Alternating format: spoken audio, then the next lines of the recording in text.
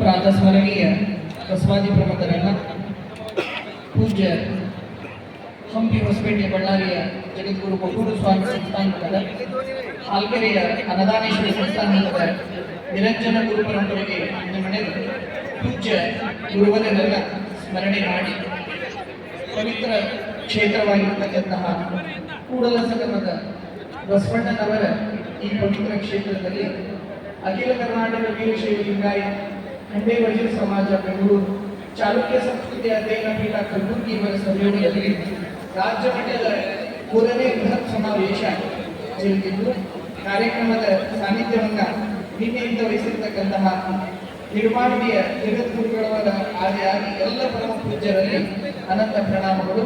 ವೇದಿಕೆ ಮೇಲಿರ್ತಕ್ಕಂತಹ ಕಾರ್ಯಕ್ರಮವನ್ನು ಉದ್ಘಾಟನೆ ಮಾಡಿರ್ತಕ್ಕಂತಹ ಮಾನ್ಯ ಸಚಿವರಾದ ಶಿವಾನಂದ ಎಸ್ ಪಾಟೀಲ್ ಸರ್ ಅವರೇ, PC ಗದ್ದಿಗೌಡ ಸರ್ ಅವರೇ, ವೇದಿಕೆ ಮೇಲಿರುವ ಎಲ್ಲ ಗೌರವಾನ್ವಿತ ಅತಿಥಿ ಮಹೋದಯರೇ ಮತ್ತು ವಿಶೇಷವಾಗಿ ಈ ಕಾರ್ಯಕ್ರಮವನ್ನು ಆಯೋಜನೆ ಮಾಡಿರ್ತಕ್ಕಂತಹ ನಮ್ಮ ಖಂಡೇ ವಜ್ರ ಸಮಾಜದ ಎಲ್ಲ ಹಿರಿಯರೇ ಹಾಗೂ ರಾಜ್ಯಾಧ್ಯಕ್ಷರೇ JN ಪಾಟೀಲ್ ಸರ್ ಅವರೇ, AC ಪಾಟೀಲ್ ಸರ್ ಅವರೇ, SS ಪಾಟೀಲ್ ಅವರೇ, ಇನ್ನುಳಿದ ಎಲ್ಲ ಸಂಘಟಕರೇ, ಇಲ್ಲಿ ಅಪಾರ ಸಂಖ್ಯೆಯಲ್ಲಿ ಸೇರಿರ್ತಕ್ಕಂತಹ ಎಲ್ಲ ಅಭಿಮಾನಿಗಳೇ, ನಮ್ಮೆಲ್ಲರಿಗೂ ನಮ್ಮ ಶರಣರು. ಈಗಾಗಲೇ ವೇಳೆ ಬಹಳ ಆಗಿದೆ. ನಮ್ದು ಇಲ್ಲೇ ನಮ್ಮ ಕೆಂಜಾಳ ಮಠದ್ದು ಇವತ್ತು ಜಾತ್ರಾ ಮಹೋತ್ಸವ ಇರೋದ್ರಿಂದ ನಾವಲ್ಲಿ ಸಾಕಷ್ಟು ಸಾವಿರಾರು ಜನ ಭಕ್ತರು ನಮ್ಮ ಆಗಮನಕ್ಕಾಗಿ ಕಾಯ್ತಾ ಇರೋದ್ರಿಂದ ನಾವಲ್ಲಿ ನಿರ್ಗಮಿಸಬೇಕಾಗಿದೆ. ನಿಜವಾಗ್ಲೂ ಖಂಡೇ ಅರಸರ ಬಗ್ಗೆ ನಾವು ಎಷ್ಟು ವಿಚಾರ ಸಂಕಿರಣಗಳಿಟ್ಟು ಪ್ರತಿ ವಿಚಾರ ಸಂಕಿರಣದೊಳಗೂ ಹೊಸ ಹೊಸ ವಿಚಾರಗಳು ಸಿಗ್ತಾ ಇರ್ತಕ್ಕಂಥದ್ದನ್ನ ನಾವು ಚರಿತ್ರೆಯೊಳಗೆ ನೋಡ್ತಾ ಬಂದಿದ್ದೀವಿ. ಇವತ್ತು 3ನೆಯ ರಾಜ್ಯ ಮಟ್ಟದ ಬೃಹತ್ ಸಮಾವೇಶವನ್ನ ನೀವೆಲ್ಲ ಏರ್ಪಡಿಸಿರ್ತಕ್ಕಂಥದ್ದು.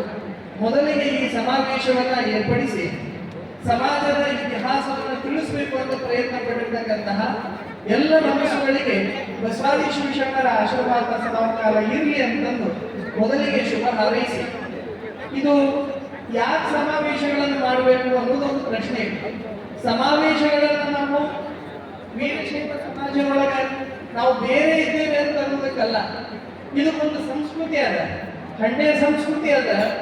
ಈ ಸಂಸ್ಕೃತಿ ಒಳಗ ಮೂಲ ಶಿವಯೋಗ ಸಂಸ್ಕೃತಿಯ ನಿನ್ನೆ ನಮ್ಮ ನಿರ್ಮಾಮಿಡಿಯ ಜಗದ್ಗುರುಗಳವರು ಬಹಳ ಸುಂದರವಾಗಿ ಸಂಸ್ಕೃತಿಯ ಕುರಿತು ಆಶೋಚನವನ್ನ ನೀಡಿದರು. ನಮ್ಮ ಶಿವಯೋಗ ಪರಂಪರೆಯ ಸಂಸ್ಕೃತಿಯ ವಾರಸುದಾರರು ನಾವುಗಳೆಲ್ಲ ಅಂತಕ್ಕಂಥದ್ದನ್ನ ಮೊದಲು ನಮ್ಮ ಮನಸ್ಸಿನೊಳಗೆ ಇಟ್ಟುಕೊಂಡು ಈ ಸಮಾವೇಶಗಳನ್ನು ಮಾಡೋ ಉದ್ದೇಶ ಏನು ಅಂತಂದ್ರೆ, ನೀವು ಸಮಾವೇಶ ಮಾಡಬೇಕು, ಅಲ್ಲಲ್ಲೇ ನೀವು ಶಾಲಾ ಕಾಲೇಜುಗಳನ್ನು ಮಾಡಿ ನಿಮ್ಮ ಮಕ್ಕಳನ್ನ ಓದಿಸಬಹುದು. ಆದ್ರೆ ಒಂದು ನೆನಪಿಟ್ಕೊಳ್ರಿ, ಯಾವುದೇ ಒಂದು ಜನಾಂಗ ಒಬ್ಬ ವ್ಯಕ್ತಿಗೆ ಒಂದು ಸಂಸ್ಕೃತಿ ಇರ್ತೈತಿ, ಒಂದು ಮನೆತನ ಇರುತ್ತೆ. ಆ ಮನುಷ್ಯನ ಮನೆತನದ ಬಗ್ಗೆ ತಿಳಿಸ್ಲಿಕ್ಕೆ ಪ್ರಯತ್ನ ಪಡಲಿಲ್ಲ ಅಂತಂದ್ರೆ ಆ ಮನೆತನಗಳು ಹಾಳಾಗಿ ಇತಿಹಾಸದ ಪುಟದೊಳಗೆ ಕಣ್ಮರೆಯಾಗಿರ್ತಕ್ಕಂಥವುಗಳನ್ನ ನಾವು ಲಕ್ಷ ನೋಡ್ತೇವೆ. ಹಾಗೇನೆ ಒಂದು ಜನಾಂಗಕ್ಕೂ ಅದರಲ್ಲೇ ಆಗಿರ್ತಕ್ಕಂತಹ ಒಂದು ಸಂಸ್ಕೃತಿ ಇರುತ್ತೆ. ಅದನ್ನ ನಾವು ಜನರು ಮಾತನಾಡ್ತಕ್ಕಂತಹ ಒಂದು ಸುದ್ದಿ ಮಾಡಲಿಲ್ಲ ಅಂತಂದ್ರೆ, ಜನ ಭಾಷೆ ಒಳಗ ಮಾತನಾಡಲಿಲ್ಲ ಅಂತಂದ್ರೆ ಆ ಸಂಸ್ಕೃತಿಯ ಕುರಿತು, ಆ ಸಂಸ್ಕೃತಿ ಅದು ಕಾಲಾಂತರದೊಳಗೆ ಕಣ್ಮರೆಯಾಗಿ ಹೋಗ್ತಕ್ಕಂಥದನ್ನ ನಾವು ನೋಡ್ತೇವೆ. ಅದು ಹಾಗಾಗಬಾರದು ಅಂತಂದ್ರೆ ನೀವು ಅಲ್ಲಲ್ಲೇ ಈ ಒಂದು ಬೃಹತ್ ಸಮಾವೇಶಗಳನ್ನು ನಡೆಸ್ತಾ ಇರ್ತಕ್ಕಂಥದ್ದು ಅತ್ಯಂತ ಸಂತೋಷದಾಯಕವಾಗಿರ್ತಕ್ಕಂತಹ ಸಂಗತಿ. ನಿನ್ನೆ ದಿನ ನಾವು ಇಲ್ಲಿ ನಡೆತಕ್ಕಂತಹ ವಿಚಾರ ಸಂಕಿರಣಗಳ ಉದ್ಘಾಟನಾ ಕಾರ್ಯಕ್ರಮಕ್ಕೆ ಬಂದಿದ್ವಿ. ಆ ವೇದಿಕೆ ಮೇಲೆ ಅದ್ಭುತವಾಗಿರ್ತಕ್ಕಂತಹ ಒಂದು ಕಾರ್ಯಕ್ರಮಗಳೆಲ್ಲ ಜರುಗಿದ್ವು. ಈಗ ನಾವು ಖಂಡೇ ಮನೆತನದ ರಾಣಿಯರು ಅಂತಕ್ಕಂತಹ ಒಂದು ಕೃತಿಯನ್ನ ಡಾಕ್ಟರ್ ಸುಮಂಗಲ ಮೇಟಿ ಅವರು ಬರೆದಿರ್ತಕ್ಕಂತಹ ರಚಿಸಿರ್ತಕ್ಕಂತಹ ಗ್ರಂಥವನ್ನ ಲೋಕಾರ್ಪಣೆ ಮಾಡಿದ್ವಿ. ಬಳ್ಳಾರಿಯ ಕೊಟ್ಟೂರು ಸ್ವಾಮಿ ಮಠವನ್ನ ಕಟ್ಟಿಕೊಟ್ಟಿರ್ತಕ್ಕಂಥವಳು ಖಂಡೆಯ ರಾಣಿ ಅಂತಕ್ಕಂತಹದ್ದನ್ನ ತಮ್ಮೆಲ್ಲರ ಗಮನಕ್ಕೆ ತರಲಿಕ್ಕೆ ಇಚ್ಛೆ ಪಡ್ತೇವೆ. ಅವ್ವಮ್ಮ ರಾಣಿ ಈಗಿರ್ತಕ್ಕಂತಹ ಮಠವನ್ನ 15ನೇ ಶತಮಾನದೊಳಗೆ 12ನೇ ಶತಮಾನದೊಳಗೆ ಕಟ್ಟಿದ್ರು ಅಂತಕ್ಕಂತಹದ್ದನ್ನ ಮಠದ ಚರಿತ್ರೆಯೊಳಗೆ ನಾವು ಕಾಣ್ತೇವೆ. ಜೊತೆಗೆ ರಾಣಿ ನೀಲಮ್ಮ ಕೊಟ್ಟೂರು ಸ್ವಾಮಿಗಳವರಿಗೆ ಪತ್ರ ಬರೀತಾಳೆ. ಆ ಪತ್ರ ಓದಿದ್ರೆ ಈ ಜನಾಂಗ ಏನ್ ಅರಸರು ಬರ್ತಾರಲ್ಲ, ಅರಸು ಮನೆತನದ ಭಾಷಾ ಪ್ರಯೋಗವನ್ನು ನೋಡಿದ್ರೆ ಎಷ್ಟು ಶುಭಾನುಭವಿಗಳಿದ್ರು ಅಂತಕ್ಕಂಥದ್ದನ್ನು ನಾವು ಕಾಣ್ತೇವೆ. ಅವರ ಅಜ್ಜರನ್ನ ಗುರುಗಳನ್ನ ಸಂಬೋಧಿಸುವುದಿಲ್ಲ, ಪ್ರತಿ ಬಾರಿ ಪಾದಕ್ಕೆ ಎಲ್ಲವೂ ಗೊತ್ತಿದೆ, ಪಾದಕ್ಕೆ ಗೊತ್ತಿಲ್ಲದೆ ಇರ್ತಕ್ಕಂಥ ವಿಚಾರಗಳಾಗುವಂಥದ್ದು ಆ ರಾಣಿ ಪದಪ್ರಯೋಗ ಮಾಡೋದು ನೋಡಿದ್ರೆ ನಿಜವಾಗ್ಲೂ ನಮಗೆ ಆಶ್ಚರ್ಯ ಅನಿಸುತ್ತೆ. ಅಷ್ಟು ಅದ್ಭುತವಾಗಿ ಒಂದು ಶಿವಾನುಭವ ಚಿಂತನೆಯನ್ನ, ನಮ್ಮ ಸಂಸ್ಕೃತಿಯನ್ನ, ಲಿಂಗ ಸಂಸ್ಕೃತಿ ಏನಿದೆ ಇದನ್ನ ಅಳವಡಿಸಿಕೊಂಡಿರ್ತಕ್ಕಂತಹ ಒಂದು ಸಂಸ್ಕೃತಿ, ಅದು ಹಂಡೆ ಸಂಸ್ಕೃತಿ, ಹಂಡೆ ಅರಸರು ಅಂತಕ್ಕಂಥದ್ದನ್ನ ಈ ಸಂದರ್ಭದೊಳಗೆ ನಾವು ನಮ್ಮೆಲ್ಲರ ಗಮನಕ್ಕೆ ತರ್ತೇವೆ. ನಿಜವಾಗ್ಲೂ ಹಂಡೆ ಅರಸರು ಕೇವಲ ಸಾಮಂತ ಅರಸರು ಅಂತಂದ್ರೆ ನಾವೆಲ್ಲ ಉದ್ದೇಶ ಮಾಡೋರು ಅಂತ ಕೇಳ್ತೇವೆ. ಆದ್ರೆ ವಿಜಯನಗರದ ಅರಸರಿಗೆ ಕೊನೆ ಕಾಲದೊಳಗೆ ಇವರು ಬೆಂಗಾವಲಾಗಿ ನಿಂತುಕೊಂಡು ಅವರಿಗೆ ಸಹಕಾರ ನೀಡ್ತಾರ ಅಂತಕ್ಕಂಥದ್ದನ್ನು ಸಹ ನಾವು ತಿಳ್ಕೊಳ್ಬೇಕಾಗುತ್ತೆ.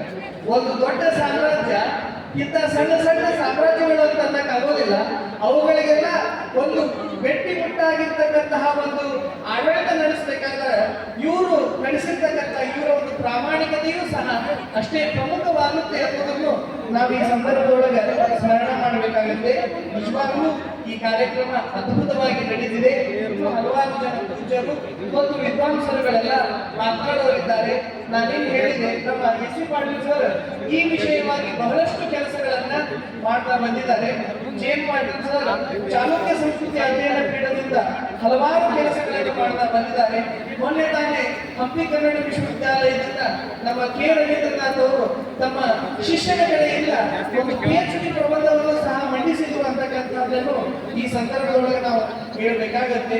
ನಿಜವಾಗ್ಲೂ ನಿಮ್ಮೆಲ್ಲರ ಕಾರ್ಯಗಳ ಜೊತೆಗೆ ಇವತ್ತು ಕೊಟ್ಟೂರು ಸ್ವಾಮಿ ಮಠ ಬಳ್ಳಾರಿ ಒಳಗೆ ನಿರ್ಮಾಣವಾಗಿದೆ ಅಂತಂದ್ರೆ ಹಂಡೆ ಅರಸರು ಬಹಳ ಪ್ರಮುಖ ಪಾತ್ರವನ್ನು ವಹಿಸ್ತಾರೆ.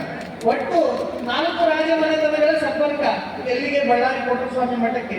ಆನೆಗುಂದಿ ಅರಸರು ಪ್ರಪ್ರಥಮವಾಗಿ ಹಂಡೆ ಅರಸರು ಇವರು ಮಠ ಸ್ಥಾಪನೆ ಮಾಡ್ತಾರ. ತದನಂತರ ಆನೆಗುಂದಿ ವೆಂಗಪ್ಪ ನಾಯಕರು, ಹರಪನಹಳ್ಳಿ ಪಾಳೆಗಾರರು, ಕೆಳದಿ ಅರಸರ ಜೊತೆಗೆ ಒಂದು ಧರ್ಮ ಸಂಬಂಧವನ್ನು ಇಟ್ಕೊಂಡಿರ್ತಕ್ಕಂತಹ ಮಠ ಜಗದ್ಗುರು ಕೊಟ್ಟೂರು ಸ್ವಾಮಿ ಮಠ.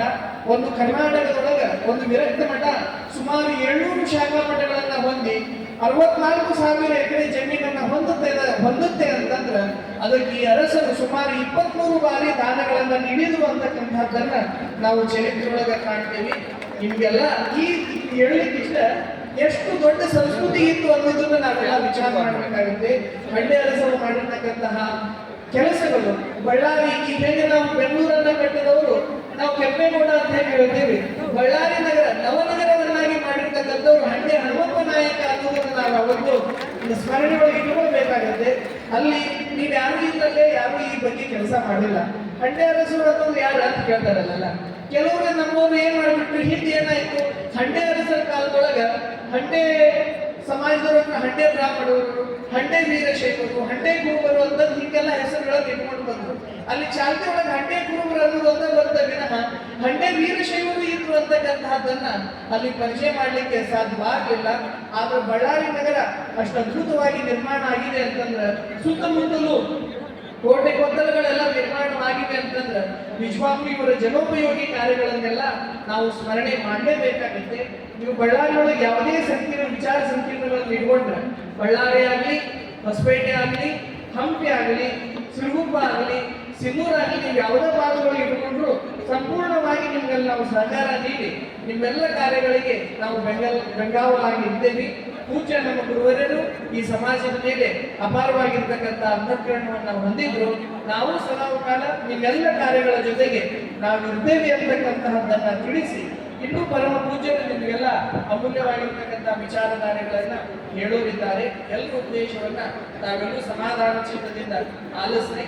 ನಮ್ದು ಜಾತ್ರಾ ಮಹೋತ್ಸವ ಇರೋದ್ರಿಂದ ನಾವು ಬೇಗ ನಿರ್ಗಮಿಸಬೇಕಾಗಿದೆ ವಿನಃ ಇಲ್ಲ ಅಂತಂದ್ರೆ ನಾವು ಸಂಪೂರ್ಣ ಕಾರ್ಯಕ್ರಮಕ್ಕೆ ಕುಳಿತುಕೊಳ್ತೀವಿ. ತಮ್ಮೆಲ್ಲರಿಗೂ ಶುಭವಾಗಲಿ. ಇಷ್ಟು